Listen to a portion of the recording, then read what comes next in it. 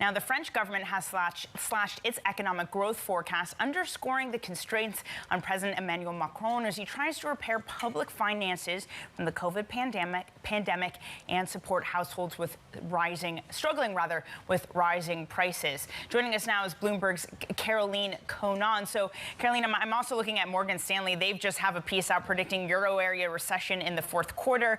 Issues for France, of course, compounded with all of that in Europe. How significant is the growth forecast cut in the region?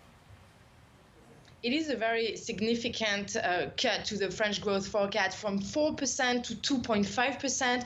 And this comes just 1 week after the Banque de France already cut their growth forecast for France. And also, of course, 10 days after Macron lost his outright majority at the National Assembly. So, of course, this is reducing the margins of maneuver for the French government, because this is going to weigh on public finances. French debt is expected to remain very high, forecast at 112% of GDP for this year. Surprisingly, however, in this new forecast, the deficit is still expected at 5%, because France has had about 50 billion euros of unexpected tax receipts. That's what they said last night.